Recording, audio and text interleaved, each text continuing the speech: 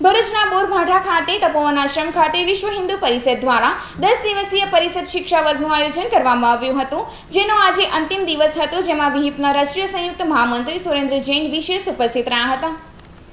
વિહિપ દ્વારા તપોવન આશ્રમ ખાતે તારીખ 2 જૂનથી 12 જૂન સુધી પરિષદ શિક્ષા વર્ગનું આયોજન કરવામાં આવ્યું હતું। આ શિક્ષા વર્ગમાં સમગ્ર રાજ્યમાંથી 140 જેટલા સભ્યોએ લાભ લીધો હતો અને 20 જેટલા શિક્ષકોએ વર્ગનું સંચાલન કર્યું હતું। આજરોજ અંતિમ દિવસે વિહિપના રાષ્ટ્રીય સંયુક્ત મહામંત્રી સુરેન્દ્ર જૈન વિશેષ ઉપસ્થિત રહ્યા હતા।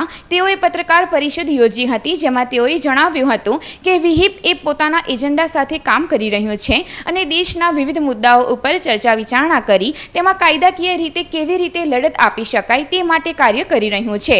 દેશના હાલના સળગતા પ્રશ્ન નુપુર શર્મા મુદ્દે તેઓએ જણાવ્યું હતું કે જુમ્માની નમાઝ બાદ દેશમાં જે સ્થિતિનું નિર્માણ થયું અને જે રીતે નુકસાન પહોંચાડવામાં આવ્યું તે સાખી લેવાય તેમ નથી। નુપુર શર્માની સામે ઢગલેબંધ કેસ થયા છે, તો શું તેઓને દેશની ન્યાય પ્રણાલી ઉપર વિશ્વાસ નથી? કાયદાને કાયદાનું કામ કરવા દેવું જોઈએ। તેઓએ ગુજરાત સરકાર સામે તીખા પ્રહાર કર્યા હતા અને જણાવ્યું હતું કે હિન્દુ એ ક્યારેય વિકાસને વિરોધી નથી, પરંતુ વિકાસના નામે મંદિરો હટાવવાનું કામ ગુજરાત સરકાર કરી રહી છે તે યોગ્ય નથી। હાલમાં જ સુરતમાં મહાકાલી મંદિરને હટાવવાના મુદ્દે ભારે વિવાદ છે, ત્યારે ગુજરાત સરકારને ચેતવણી આપતા જણાવ્યું હતું કે વિકાસના કામોમાં વચ્ચે જો કોઈ મંદિર આવતું હોય તો સમાજ સાથે વાટાઘાટો કરવી જોઈએ અને તેનું અન્ય યોગ્ય સ્થળે સ્થળાંતરણ કરવું જોઈએ, પરંતુ સીધી મંદિર તોડવાની વાત એક ક્ષમ્ય નથી। ગુજરાત સરકાર મંદિર અને મજાર બંનેને અલગ અલગ ત્રાજવે તોલે છે। માર્ગમાં મજારો પણ આવેલી છે, ત્યારે સરકારે તેનો પણ હિસાબ આપવો પડશે કે તેઓએ કેટલી મજાર હટાવી। આ પત્રકાર પરિષદમાં ગુજરાતના 3 પ્રાંતના મંત્રી અશોક રાવત, ઉત્તર ગુજરાત પ્રાંતના મંત્રી નવીન પટેલ, દક્ષિણ ગુજરાત પ્રાંતના મંત્રી અજય વ્યાસ, प्रचार प्रसार विभाग संयोजक विरल देसाई जोड़ाया था।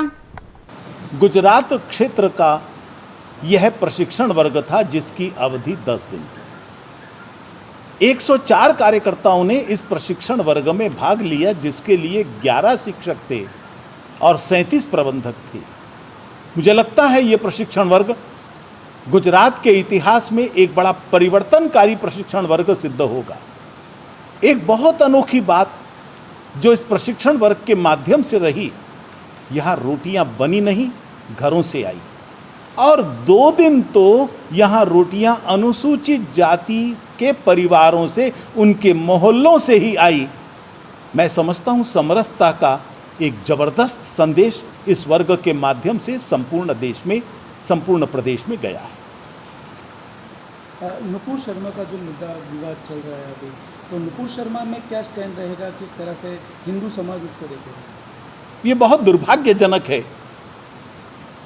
कल जुम्मे के दिन जिस प्रकार से पूरे देश में कश्मीर से लेकर केरल तक हजारों स्थानों पर सैकड़ों मुसलमानों की भीड़ ने निकलकर उपद्रव किया था, आतंक फैलाया था, मंदिरों को, पुलिस वालों की जीपों को, वाहनों को आग लगाई थी, पुलिस वालों पर हमले किए थे, हिंसक प्रदर्शन किए थे, किसी भी सभ्य समाज में इसकी अनुमति नहीं दी जा सकती। ऐसा लगता है ये डायरेक्ट एक्शन जो 1946 का था, उसका एक तरह से रिहर्सल कर रहे थे। अरे तुमको न्यायपालिका पर विश्वास नहीं है क्या? केसेस दर्ज हैं 50 से ज्यादा, निर्णय आने दीजिए, फैसला अपने हाथ से करोगे।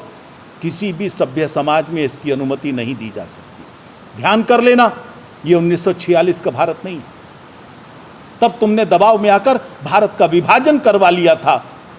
अब ना समाज झुकेगा, ना सरकार झुकेगी। जो न्यायपालिका का निर्णय होगा वो सबको स्वीकार्य होना चाहिए।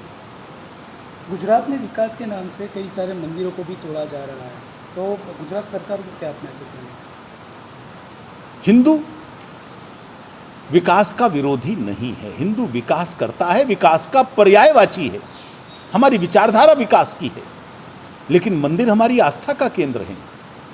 यदि विकास के मार्ग में कोई मंदिर आता है तो समाज के साथ बैठकर चर्चा होनी चाहिए, वैकल्पिक स्थान देना चाहिए यदि संभव है तो। हिंदू समाज इस प्रकार से बर्दाश्त नहीं करेगा कि आप चर्चा भी नहीं करें और मंदिरों को हाथ लगा दें।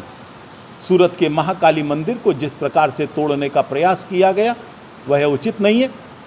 आखिर समाज तैयार हो गया था, वैकल्पिक स्थान देकर वहां मंदिर का निर्माण करना चाहिए। और सेलेक्टिव एक्शन क्यों लेते हो भाई? पक्षपात क्यों करते हो? उसके बगल में एक मजार भी तो है, उसको हाथ नहीं लगाओगे?